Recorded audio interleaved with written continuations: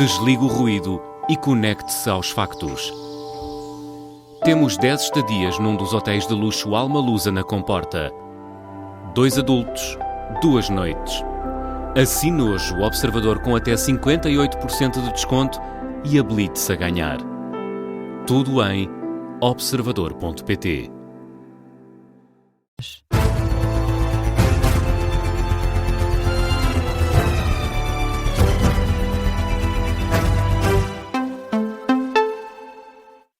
Bom dia, eu sou Nadine Soares. Começa agora o jornal às 6 da manhã. O Ministro dos Negócios Estrangeiros acredita que os Estados Unidos não têm motivo para considerar Portugal um aliado pouco fiável. Na NATO, Paulo Rangel admite não ter conhecimento se os Estados Unidos caracterizam Portugal como um aliado bom ou mau, isto após a notícia de que a Casa Branca teria feito uma lista para dividir os Estados-membros da NATO. No entanto, o Ministro dos Negócios Estrangeiros acredita que os Estados Unidos não têm motivos para não confiar em Portugal. Eu julgo que sim, quer dizer, não tenho motivos para dizer que não, mas eu sinceramente, como membro da NATO, tenho uma ideia muito clara de que todos os aliados são aliados fiáveis. Isto não significa que tenham todas as mesmas posições, em todos os momentos, da mesma maneira. A Turquia e a Grécia têm visões muito diferentes sobre uma série de problemas e são os dois parceiros fiáveis da NATO. Portanto, aquilo que eu diria é que, para mim, essa classificação não é uma classificação que faça sentido. Não é? Portugal cumpre aquelas que são as suas obrigações, não deixa de exprimir no plano internacional aquelas que são as suas posições, não deixa de fazer valer os seus pontos de vista. Paulo Rangel, que volta a justificar a utilização da base das lajes para ataques ao Irão por parte dos Estados Unidos, explica que o acordo é que a base possa ser utilizada em contexto de retaliação, mas quanto a quem começou esta guerra, o ministro desvaloriza.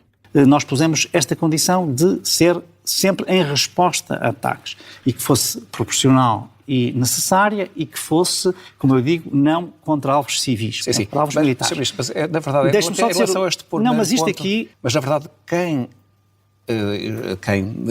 dá origem a esta guerra é um ataque dos Estados Unidos que não corresponde a uma resposta, que não corresponde a um ataque do Irão. Mas, e, portanto, por isso é que eu questiono. Vítor Gonçalves, desculpe, mas isso aí é uma petição de princípio.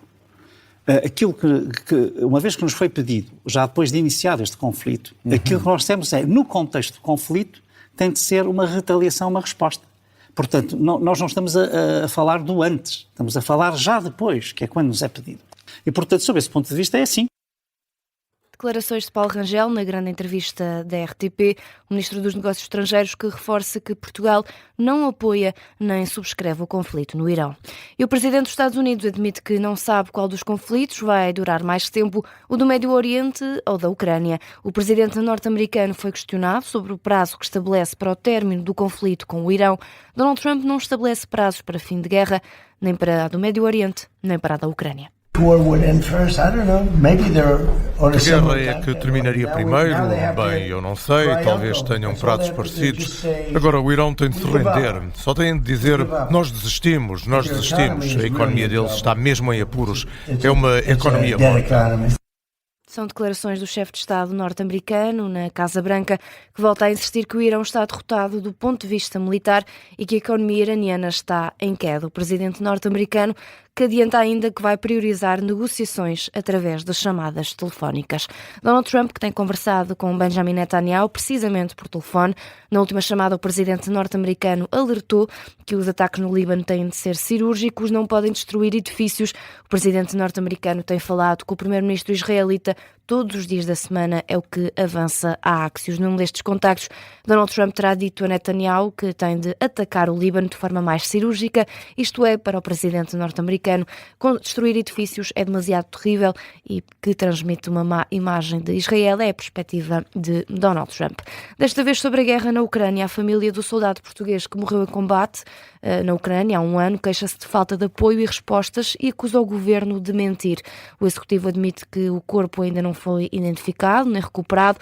Jerónimo Guerra tinha um passado militar em Portugal, juntou-se à Legião Internacional, uma unidade militar de voluntários estrangeiros criada pelo presidente Volodymyr Zelensky para lutar em defesa da Ucrânia. Morreu em combate há praticamente um ano. Passado todo este tempo, o governo português confirma à Rádio Observador que o corpo ainda está por identificar, pelo que ainda não foi repatriado. O Ministério dos Negócios Estrangeiros garante também apoio total à família, algo que a mãe desmente. E Teresa Freire, este é um processo jurídico complicado que pode levar até 20 anos. O advogado Miguel Matias explica que enquanto não há um corpo, não há certidão de óbito, pelo que, do ponto de vista legal e jurídico, Jerónimo Guerreiro continua vivo e o processo pode arrastar-se por um longo período. Estamos a falar de uma situação que pode, passado tempo, que serão 20 anos, poderá requerer essa declaração da morte presumida. É uma declaração judicial que tem que ser requerida para o efeito. Isto poderá ter implicações a vários níveis, nomeadamente patrimonial. Poderá haver aqui implicações que são graves e que, infelizmente, não há certezas que permitam determinar uma certeza de uma morte com a produção dos efeitos jurídicos todos da morte. Jerónimo Guerreiro tinha sido militar paraquedista no Exército Português e era bombeiro voluntário na zona de Lisboa. Foi para a Ucrânia lutar contra a Rússia depois de se juntar à Legião Internacional. Morreu no dia 29 de maio de 2025. Na altura, o governo português admitiu dificuldades em recuperar o corpo, que estava numa zona de combate. À Rádio Observador, o Ministério dos Negócios Estrangeiros garante que, em conjunto com a Embaixada de Portugal na Ucrânia, tem acompanhado o caso e mantido contacto ativo e permanente com as autoridades ucranianas. O governo afirma também que tem garantido todo o apoio possível à família. Mas a mãe de Jerónimo Guerreiro, Cristina Jesus, tem outra versão. Fala em mentiras. Queixa-se de falta de apoio e respostas por parte das autoridades portuguesas. Diz que há 9 meses que não é contactada. Já tentou via governo e Embaixada de Portugal em Kiev e nada. Diz também que passa a vida a tentar contactar a Legião Internacional sem sucesso. Cristina Jesus adianta à Rádio Observador que já pediu ajuda à Presidência da República, mas que uma vez mais não obteve resposta. Teresa Freire, com o caso do soldado português que morreu em combate na Ucrânia, na zona de Kupiansk, que há praticamente um ano, o governo adianta à Rádio Observador que foi sugerido à família de Jerónimo Guerreiro o contacto com uma fundação americana especializada no apoio jurídico a familiares de pessoas desaparecidas em combate. Importa também perceber do ponto de vista diplomático como funciona esse tipo de operação, tendo em conta que o corpo estará numa zona de guerra. Este é o tema do Onde Para o Caso de hoje. É um programa que pode ouvir na íntegra depois do jornal das 5 da tarde. Na política nacional, recuperamos novamente as declarações de Paulo Rangel. O Ministro dos Negócios Estrangeiros considera que a eventual greve que a CGTP pode anunciar no 1º de maio não vai ter consequências no pacote laboral do Governo. Afasta, por isso, qualquer influência desta paralisação. Eu acho que nenhuma. Nenhuma? Nenhuma, porque, sinceramente, a última greve geral não teve, ao contrário do que foi dito, a expressão que se disse. Portanto, não teve. E, portanto, sinceramente, sabe que eu acho que, às vezes, realmente fazer reformas em Portugal é um grande desafio, porque a proteção dos trabalhadores passa por um quadro mais flexível. Não há dúvidas sobre isso. Para o Ministro dos Negócios Estrangeiros, a greve geral está a ser banalizada. São declarações de Paulo Rangel na grande entrevista da RTP. A nova Comissão Política Nacional do PS reúne-se hoje pela primeira vez em Lisboa, desde a reeleição de José Luís Carneiro como líder do partido. O secretário-geral do PS apostou numa grande renovação desta comissão. Mais de metade dos nomes que a integram são novidade. A lista foi eleita este mês com 88% na reunião nacional do PS.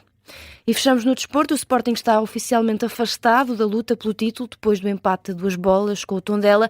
O Sporting fica assim em 3º lugar, a 2 pontos do Benfica, e depende do eventual deslize dos encarnados para alcançar o 2º lugar. No final da partida, Rui Borges destaca a boa segunda parte dos Leões, mas diz que a equipa devia ter sido mais competente. Sofremos 2 golos de bola parada. Uma com alguma sorte para o adversário, que foi o gol na própria baliza, mas tínhamos de ser mais competentes nesse momento de jogo. Uma segunda parte onde fomos muito bem, entramos muito bem, estivemos muito bem no jogo, com mais tranquilidade, com muita qualidade, com boas reações à perda. E depois realmente nestes últimos 10 minutos, os últimos 5, acabámos por ser infelizes, mas não há justificação, é continuar a trabalhar e seguir o nosso trabalho e o nosso caminho.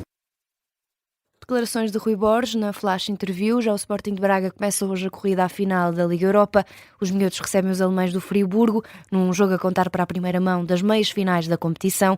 O Braga, que é neste momento a única equipa portuguesa a competir nas competições europeias, na antevisão da partida. Carlos Vincent, treinador dos arsenalistas, diz ter noção das dificuldades que vai encontrar, mas garante que a equipa está muito motivada. Vamos ouvir esse som de Carlos Vincent, treinador do Sporting Braga. Plantamos agora en el partido de mañana, pues con mucha motivação. Focamos agora no jogo de amanhã com muita motivação e muita ambição. Sabemos que é uma semifinal europeia e que não vai ser nada fácil porque temos um adversário que conseguiu chegar a esta fase com mérito. Mas bom, vamos com esta motivação e ambição especial que temos de ter para conseguir competir numa meia final como a de amanhã. Energia especiales que tienes que tener, ¿no? para poder competir bien una semifinal como la que empieza mañana. O árbitro dá o apito inicial às 8 da noite. Pode acompanhar o relato em direto, como sempre, aqui na Rádio Observador. É com o desporto que encerramos este noticiário, mas deixe-se ficar já a seguir conferência de imprensa.